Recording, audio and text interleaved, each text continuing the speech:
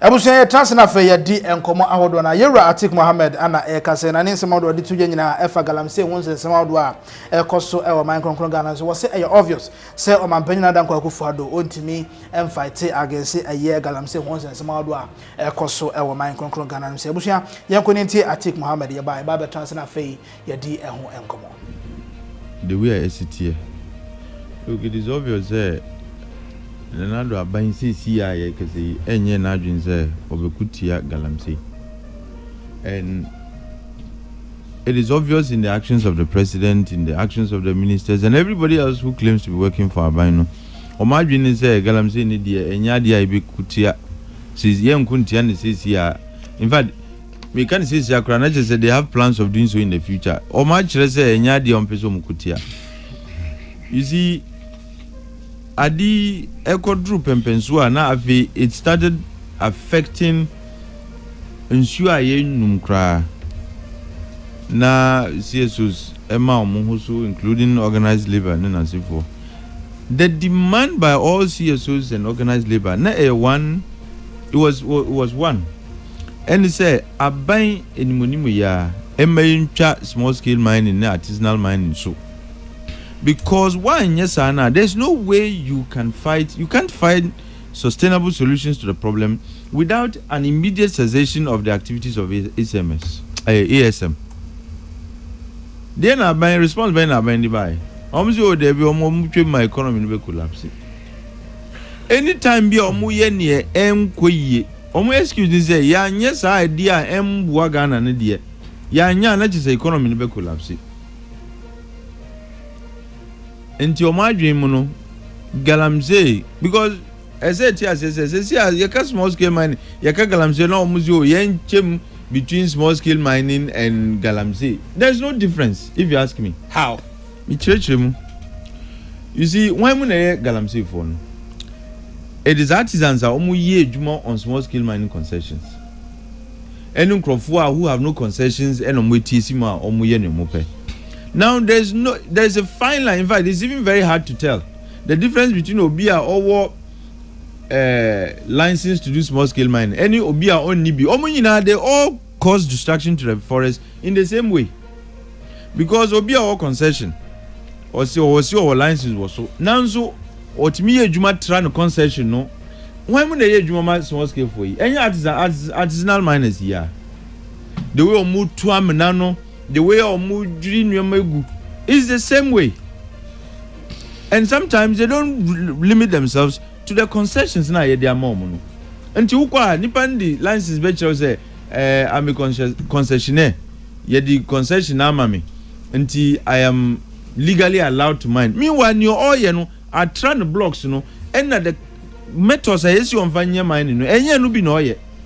So between your only licenses and your oil licenses, the corona because the very people who work on illegal sites, are the very people who work on the small scale mine on the license sites, and their modus operandi stays the same.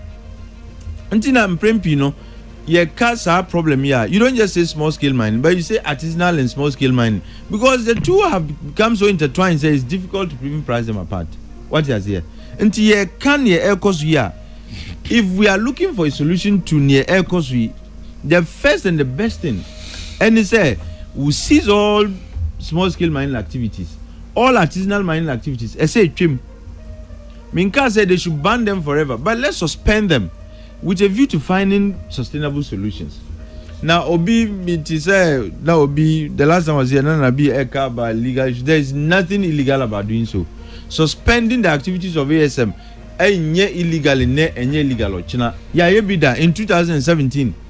For 6 months, you can say we were suspending the activities.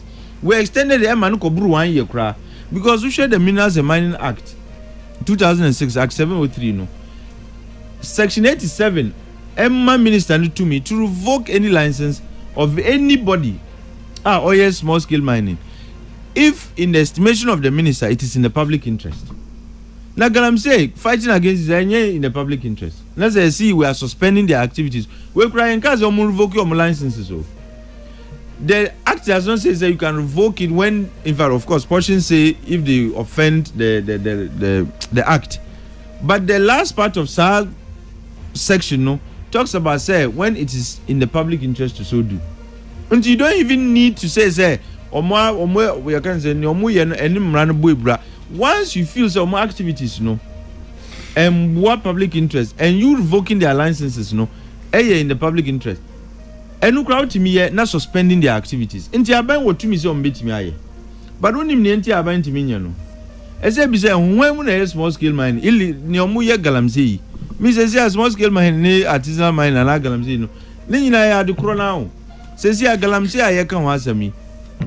The origin of Galamsey, and is a small, a large scale mine, see, or muye we are no mukwa, na artisancy, and artisanal miners yabaso no move fan kakran ne aka wo form na omu sisa no massa matise the word Galamsey comes from gather himself nti no ma be yi ne omu ehunu anani aka no omu e de akoton says here that is not what they are doing. Small scale miners, they are not doing, and artisanal miners are anymore. That's not what they are doing anymore. Yet the artisanal miners ebe good small scale mining sites swa. Ni omu ye no omu the excavators ne tutu amna omu they are destroying the forest.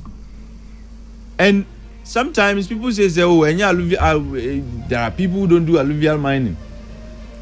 Alluvial mining kwa ne sense you know. Sometimes ni omu ye wo forest no more create amna a directing so ebe ko water bodies ni mu. Nti whether they are mining in the water bodies or in forest reserves, sometimes some activities don't follow the rules and the regulations, mining regulations, until they create channels. Emans you fino echo good water bodies no more. Right, there was any part of Nene Atik Mohammed, former PNC General Secretary Nene Anna Echogu and Yatanasana Fee, Yadi Ninsamano and so and Comona, Yinincomoy. And so there baby, I didn't do near. Obi nkan che wo say na akoye and no politician, especially African politician, and ebe kabo so mi ato aba obetu Galamsey susa ebi ni ho so what I say because who ko tu Galamsey susa no nipa bi na who ko deprive wo mo anu aduane ana who ko bo mo anu aduane agu, and nobody will be happy about it, especially when your opponent is also using the same thing or say Obama nkofu krona wokopam no Obama mutumi maye de ompeso mo ye nti ekobasa no a hwan na no wagimi so obeto bobo babia nkosua ho so say that is it the Galamsey fighting the sabre pa de enye possible to bo Kufu Addo asan 2 months yake wasore gidigidi se o san to Galamsey ase enye possible Ghana oye Ghana ne afato wagimu sa na emom de wo say make sure no say what are the measures in place. Edeba shani ye de agu akwan mu say next government whether NPP no NDC o PPP o gumo friend saying movement for change o why na ede na waka yen hwe ni musa be ya oba na sadekro na okan na onye ya ebetumi hold na accountable so what I say so far there me no ehu Mate Dr. Mahmoud Bawumia de ever Mahama so say enyuma eni hotina amanfo ebre na endoji o Galamsey ni because Galamsey na kasa kwa edwuma bi a ehu nti edwuma wo ho a nipa krokro anya de ben onkonkoye nti ono so de ben na obeye ma enyuma ba ma Galamsey no anu abrase no so ya de a yehwe enti no ye make sure say den na omoka because kasa obe create edwuma de o why Black Star captain da you go no say those born no say those born go so I will share into this time round no you need to be specific den na obeye yes one about was say created man was say created man saying style be na be there created man all these are some of the things we need to be asking our leaders and various people who are looking for position especially as president and yes adia they be retre na say wa right so we like share na for comment in ego comment section I say FIMI yakram